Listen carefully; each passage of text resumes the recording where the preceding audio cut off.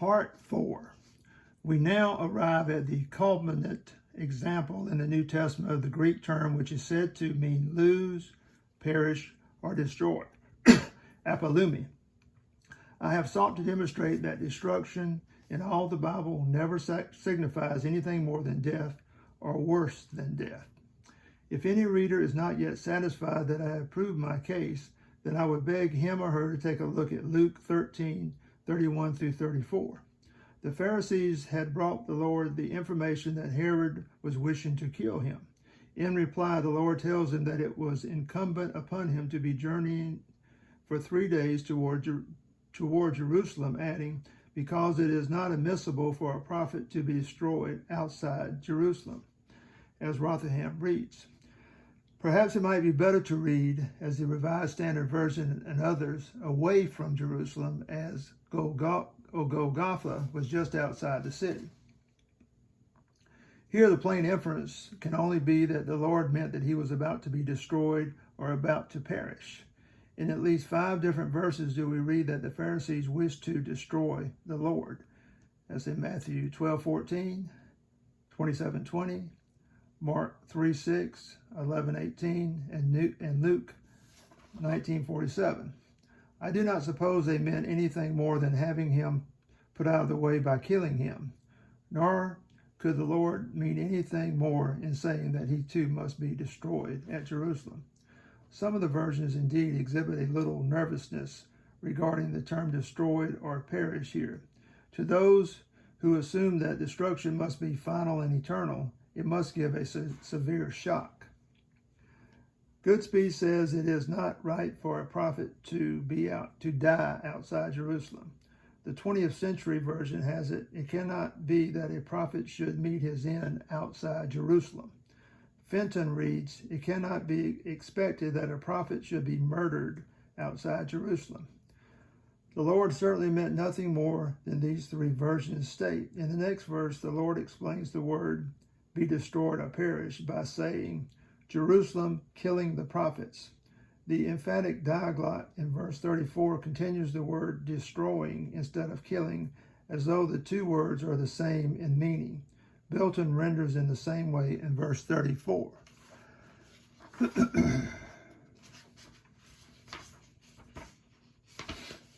Alford, however, will not have it that the Lord was destroyed. Our Lord would never place himself in such a category as perishing. Many may say the same, but if they do, they will be contradicting the Lord's own words. The Lord himself sets a clear definition on the Greek word we have been considering.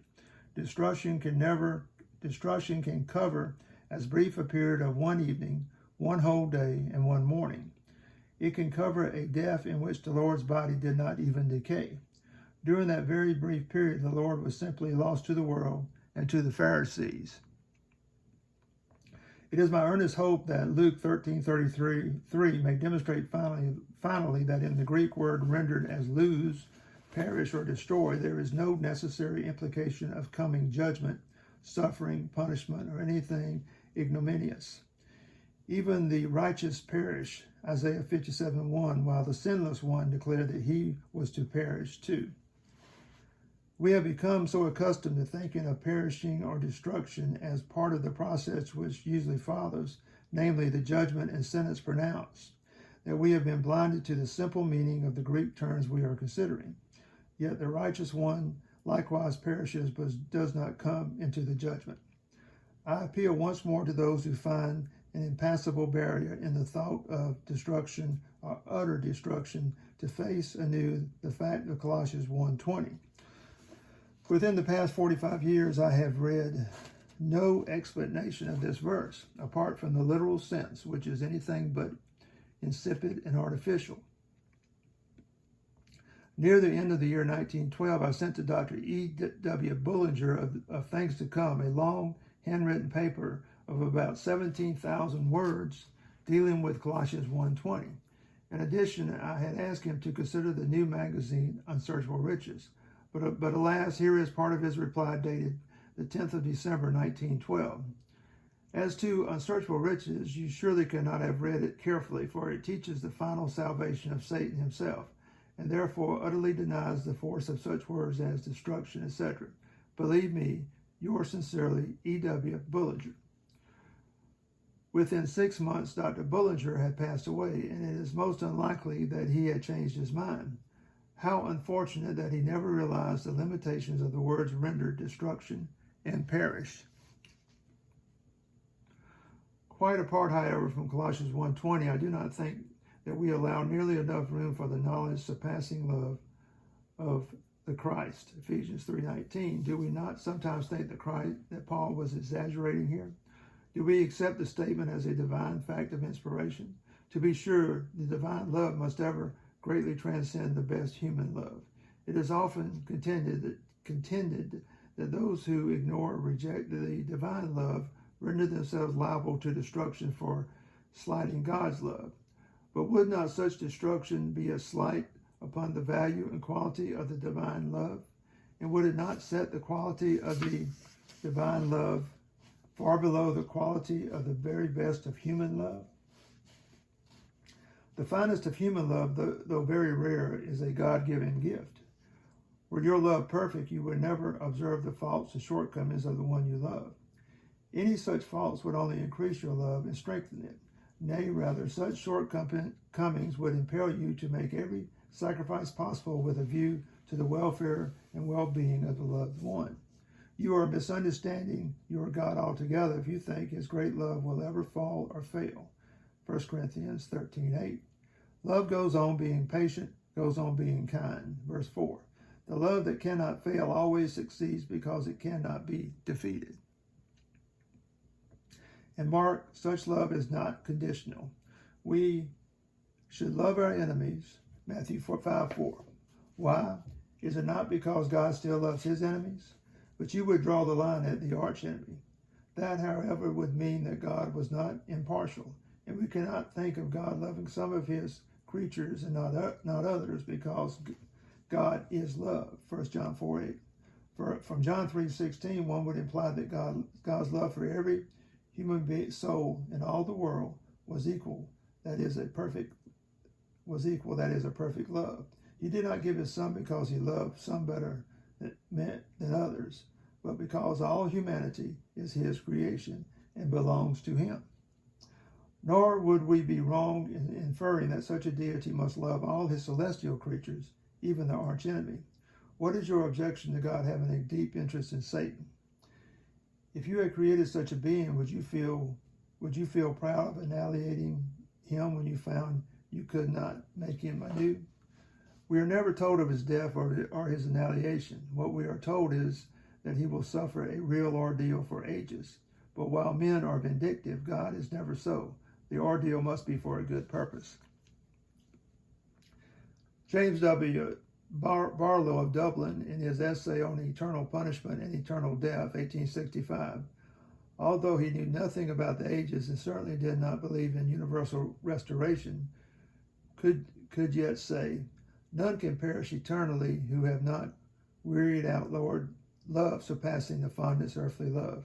He points out what we generally do not sufficiently realize, that the redeemed would be morally worse in heaven than they were on earth if they forgot one who truly loved them in the world, but who knew not the Christ and continued alive in hopeless torment or in endless death. It is just here that Christians are hopelessly illogical and selfish.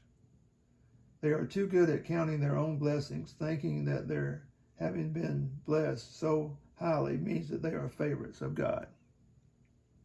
The flimsy and ridiculous argument has often been used that sin against a deity who is infinite demands an infinite punishment or endless death. Would it make any difference did we argue that a sin committed by a finite creature requires only a finite and limited punishment? The fall of mankind did not bring confusion of the moral judgment to the race. What it brought was deprivation of the will. Paul says that the Gentiles were a law to themselves in Romans 2, even though they were deep dyed in sins. The Creator has formed us in such a manner that we are capable of pronouncing certain acts to be right and others to be wrong. It was God who implanted the moral faculty which would at once condemn as a punishment endless death or endless torture. The soul that sinneth shall die, but it is never stated he shall die forever. Christ died as sin and for sin, but not eternally. No moral being could ever consent to purchase eternal happiness at the price of eternal misery or eternal death of any sentient creature. If in this life we can ever say, "Oh, for the touch of a vanished hand and the sound of a voice that is still," can it be in the future life we shall have become so wrapped up in our vast blessings that we have completely forgotten those we once loved or thought we loved? Thou shalt love thy neighbor as thyself, but your neighbor must be an unbeliever or an atheist. But your neighbor might be an unbeliever or an atheist. To love does not mean merely to admire. It means to feel for them, to do to them what you would like them to do to you. In the home of my youth there hung a motto, "I do unto yet neighbor as ye would have hate yourself." To do that would be to possess real love. Could it be true of God? Are mankind God's neighbors? Are they his associates? We are far more. We are God's own kin, his race, Acts 17:29. His close relatives and family, something which no other creation can lay claim to being. If God did not create the earth waste and void, it is not likely that he has created mankind in his own image to become eternally dead and useless. Let us measure up the unscriptural term destruction by the death of the Lord, who was destroyed by his nation. Destruction will never be eternal, nor will it be anything worse than death. It will cover the period of lostness, but God will revindicate all his loved ones, or lost ones,